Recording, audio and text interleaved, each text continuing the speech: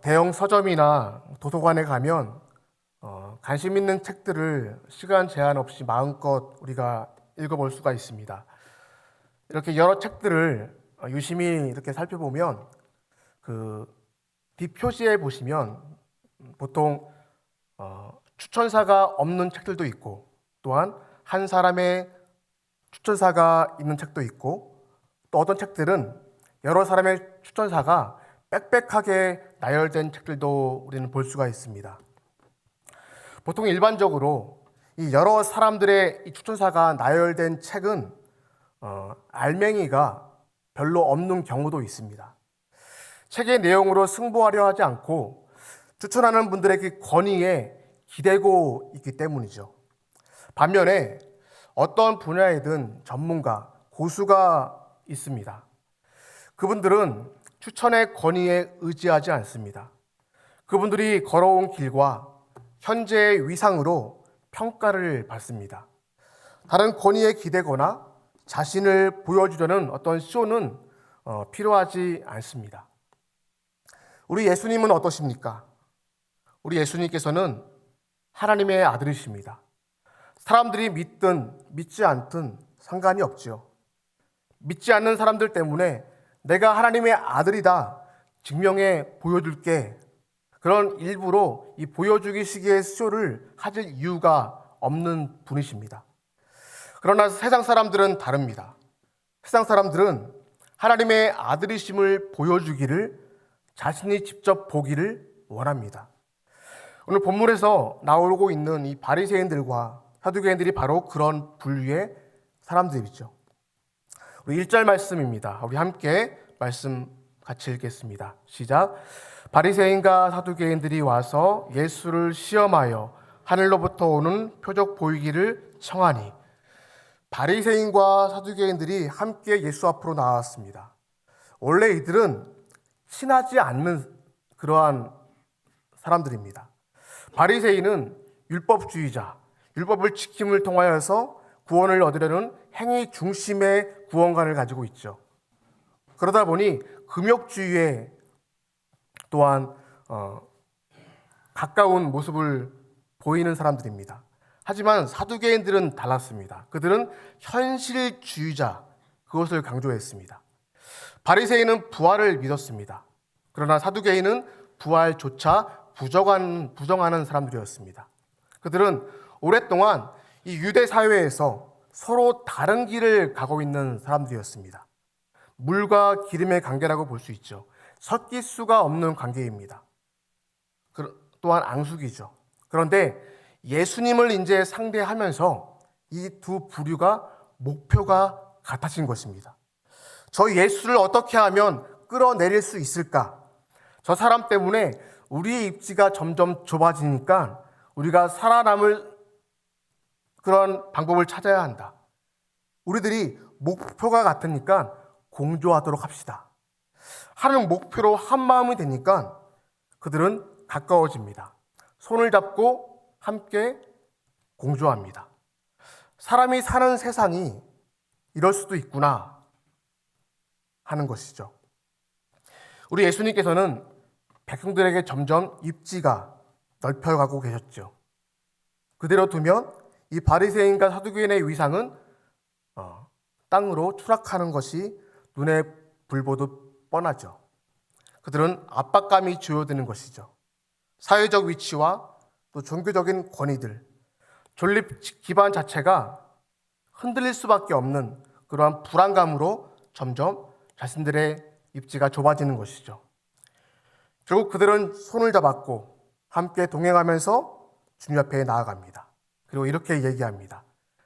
당신이 하나님의 아들이라면 증거를 보여달라.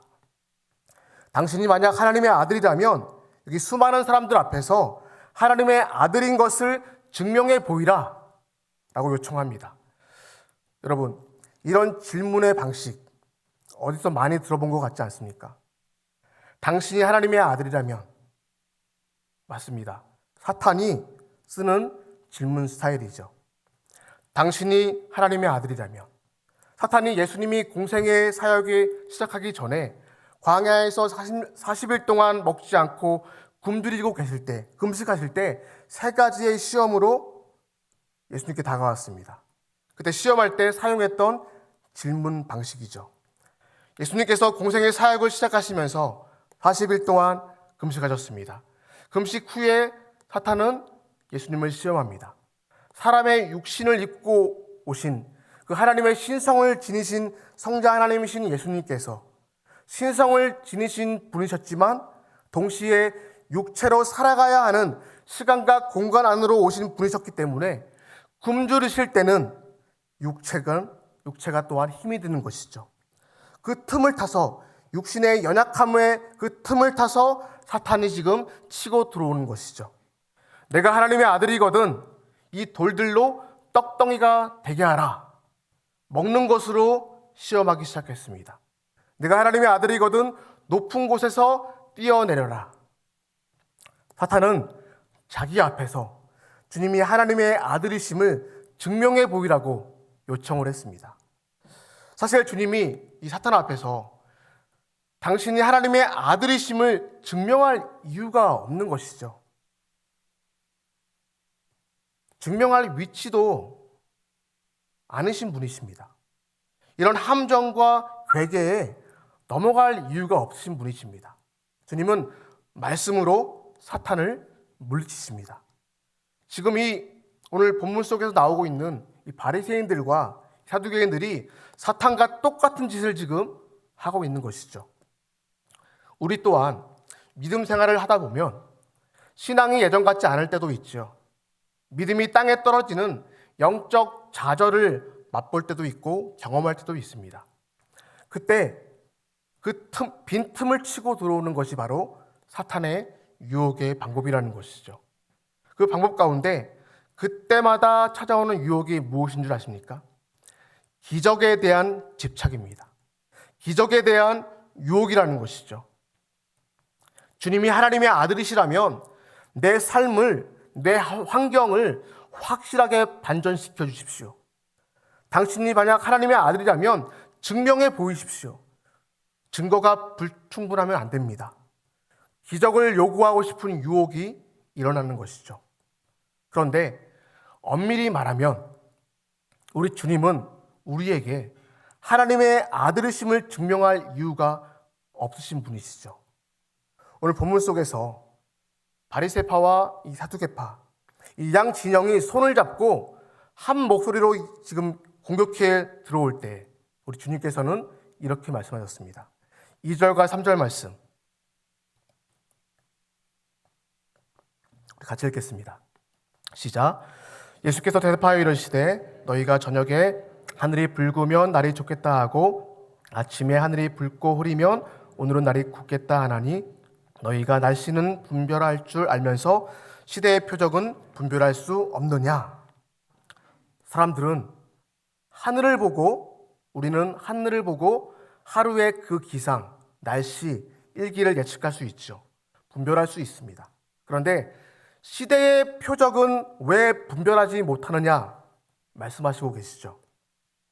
우리 주님이 말씀하시는 시대의 표적은 예수님이 이 땅에 오셔서 하신 많은 일들을 지금 포함하고 있는 것이죠.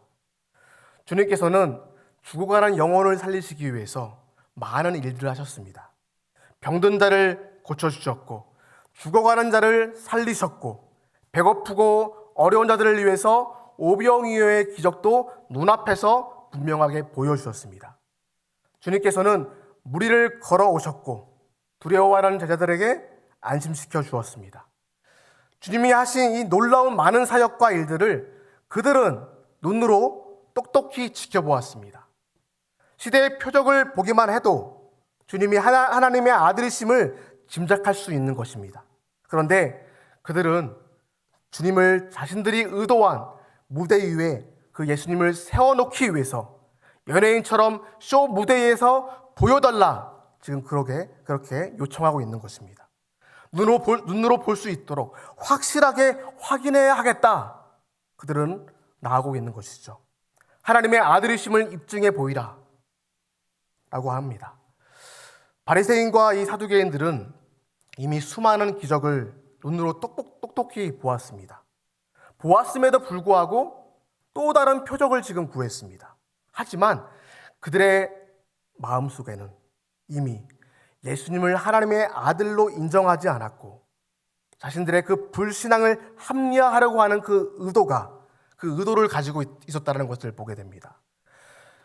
우리가 살아가고 있는 현존하는 이 시대에도 우리의 현실 앞에서도 많은 사람이 기적을 경험하면 신앙이 더 깊어질 것이라고 합리적으로 생각을 하고 있습니다. 하지만 기적만이 신앙을 견고하게 만들지는 않습니다. 우리가 온라인 쇼핑몰에서 쿠팡 같은 쇼핑몰에서 갖고 싶었던 옷이나 전자제품들 온라인으로 주문을 했을 때 누구를 기다리죠? 택배 기사님을 기다리죠. 여러분 얼마나 사모함으로 기다리는지 여러분들은 다 아실 것입니다. 그런데 그 물건이 막상 도착을 하고 그 포장을 개봉을 하고 나서 내용물을 보고 직접 만지고 사용을 하고 난 다음에 보통 정상적인 사람이라면 이틀을 못 가서 그 사모했던 마음, 그 만족감이 점점 사라지는 것을 보게 됩니다. 만족감이 오래 가지 못한다는 것이죠. 그것이 바로 우리의 사람의 마음인 것이죠. 더 큰 것을 기대하게 됩니다. 더 좋은 것, 더 맛있는 것, 더 있어 보이는 것 기대하게 됩니다. 사람이 그렇습니다. 마찬가지이죠.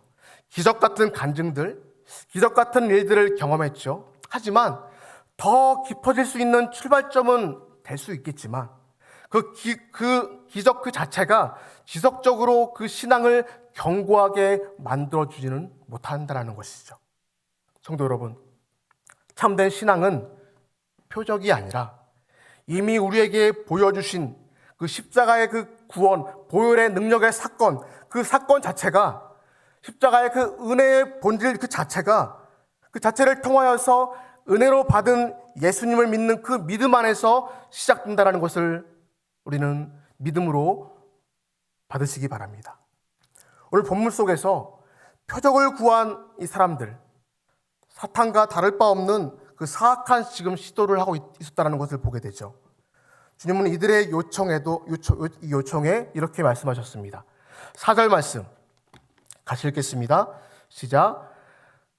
악하고 음란한 세대가 표적을 구하나 요나의 표적밖에는 보여줄 표적이 없느니라 하시고 그들을 떠나가시니라. 그들을 떠나가셨다. 우리 주님께서 요나의 표적을 말씀하셨습니다. 여러분, 요나가 누구입니까? 요나는 물고기 뱃속에서 3일간 있다가 그 암흑 속에서 3일간 있다가 물고기가 토한 후에 느니엘로 가서 하나님의 말씀을 전한 사람이었습니다. 주님께서 이 요나의 표적을 말씀하시는 이유가 여러분 무엇이라고 보십니까? 무덤 속에서 3일 만에 부활할 것이기 때문이죠. 주님의 부활하심으로 하나님을 믿지 않았던 그 사람들이 돌이켜 회개하고 하나님의 백성이 될 것이다. 이 요나의 표적 안에 그 진리의 말씀이 담겨져 있는 것이죠. 만약 우리 주님께 어떠한 표적을 원하신다면 이미 주님께서 요나의 표적을 보여주셨다. 이 사실을 우리는 기억을 해야 됩니다. 그때 그 바리새인들과 그때 그 사두개인들과 그때 그 예수님과 함께 가까이 있었던 제자들 이것을 깨닫지 못하였습니다. 주님은 고난받으셨고 십자가 지고 돌아가신 후에 3일 만에 사망 권세를 깨트리고 부활하셨습니다. 우리는 죄와 사망으로 죽을 수밖에 없었는데 구원받은 하나님의 백성이 되었다. 여러분, 그 사실보다 더 큰 기적이 없음을 믿습니다. 우리가 나 자신이 구원을 받을 만한 자격이 충분한 존재인가? 그렇기 때문에 우리가 구원의 자리에 있는 것입니까? 그렇지 않습니다. 구원의 은혜와 감격, 하나님의 자녀의 회복, 이 기적 중의 기적. 여러분, 우리는 하나님의 전적인 은혜 때문에 우리는 구원받은 존재라는 것을 우리는 기억합니다. 그 자체가 바로 기적 중에 기적이라는 것이죠. 우리가 썩어 없어져 지옥에 떨어질 불쌍한 존재였지요. 그러나 우리를 하나님의 백성으로, 하나님의 자녀로 불러주신 그 구원의 은혜로 인하여서 요나의 표적을 보여주신 그 주님을, 그 표적을 보여주신, 말씀하신 그 주님을 믿음으로 하나님의 백성으로 살아가게 되었다는 것입니다. 이것이 바로 가장 놀라운 기적 그 자체라는 것이죠. 그런데 이 기적, 이 요나의 기적은 믿지 않으면서 다른 기적을 또한 지금 요구합니다. 하나님의 아들이신 예수 그리스도의 신적 권위 앞에 압도되어 허락하신 섭리 과정 속에 있을 때, 살아가는 이 여정 속에서 선택의 기로에 있을 때 순종의 마음이 앞서기보다는 우리의 삶의 생활 속에서 보이는 그 기적들을 지금 요구하는 마음이 더 큰 우리 자신을 또한 볼 수 있다는 것이죠. 우리 주님께서 표적을 요구하는 이 바리새인들, 사두개인들을 향하여서 책망하셨습니다. 주님은 이런 자들을 무엇이라고 지금 책망하시고 계십니까? 악하고 음란한 세대라고 부릅니다. 우리는 악하고 음란한 세대처럼, 혹 알라딘 램프의 요정처럼 주님을 그렇게 대하지는 않는지 우리 자신을 또한 살피는 것입니다. 램프의 요정 지니가 램프에서 밖으로 나와서 주인이 무엇을 도와드릴까요? 그 램프의 요정을 대하듯 하는 그 자세로 기적을 요구하지 않기를 우리는 바라는 것입니다. 어떤 사람이 보석 가게에 갔습니다. 보석 상점에 갔습니다. 이 사람이 값비싼 이 다이아몬드를 보고 감탄하면서 크기와 반짝반짝거리는 그 광채만을 집중해서 살폈습니다. 와, 눈부시게 아름답다, 감탄을 했습니다. 하지만 그 보석 상점의 주인이 그에게 이렇게 얘기했습니다. 진짜 가치는 보이는 광채가 아니라 다이아몬드가 지닌 본질, 그 자체에 가치가 있는 것입니다. 십자가의 은혜의 사건도 마찬가지입니다. 세상 사람들은 기적과 표적을 찾지만 오래가지 못합니다. 신앙의 본질은 복음인 그 예수 그리스도의 십자가와 부활의 사건 그 자체에 있는 것임을 우리는 또한 다시 한번 기억을 해야 됩니다. 이것이야말로 하나님께서 우리에게 주신 가장 큰 표적임을 믿으시기 바랍니다. 우리도 혹시 이 바리새인들과 사두개인들의 그 모습과 별반 다르지 않을 수도 있겠다 싶습니다. 우리는 세상의 뉴스와 경제 흐름을 분석하는 데는 뛰어납니다. 하지만 정작 하나님께서 우리에게 말씀하시는 것은 깨닫지 못할 때가 많다라는 것을 우리는 보게 됩니다. 혹시 우리가 하나님의 음성을 듣기보다 세상의 소리에 더 집중하고 있지는 않은지, 혹은 예수님의 십자가와 부활이라는 가장 중요한 표적을 기독교의 교리로서의, 원리로서의 그 이론으로, 그 지식으로만 알고 이론적으로만 당연하게 여기고 있지는 않은지, 우리는 우리 자신을 또한 말씀을 통해서 돌아볼 수 있는 것입니다. 오늘의 말씀을 정리합니다. 오늘은 사순기간의 첫날인 재수요일이죠. 주님이 나 같은 죄인을 위해서 십자가를 지시고 죽으시고 사망 어세를 깨뜨리고 3일 만에 부활하신, 우리를 구원하시기 위해서 희생 대가를 치르신 그 은혜의 사건, 그것이 나와 무슨 상관이 있는가? 내가 또한 그 십자가의 보혈의 능력의 사건을 말씀으로 받을 때에 이 사순절 기간 동안에 십자가의 보혈의 능력의 은혜인 그 자체를 더욱 많이, 더욱 깊이, 더욱 생각하고 묵상하는 그 은혜의 과정의 시간들을 보내시기를 우리에게 원하시고 있다는 것을 여러분 꼭 기억하시기 바랍니다. 당시 그들은 이것을 기억하지 못했기 때문에 요나의 표적 그 자체가 구원의 은혜의 본질이라는 것을 그들은 기억하지 못했기 때문에, 말씀에서 표현했듯이 그들은 기억하지 못했기 때문에 그들은 주님과의 간격이 점점점 멀어지는 것을 우리는 보게 됩니다. 악하고 음란한 세대처럼 기적만을 요구하지 않겠습니다. 값비싼 은혜로 구원받은 사실이 가장 큰 기적임을 믿습니다. 기도하는 저와 여러분 되시기를 소망합니다.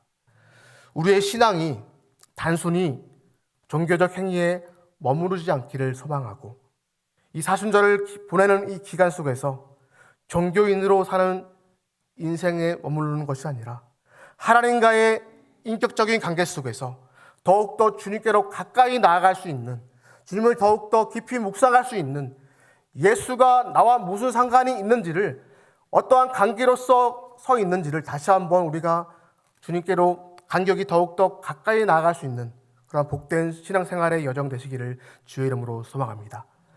함께 찬양하겠습니다. 예수로 사는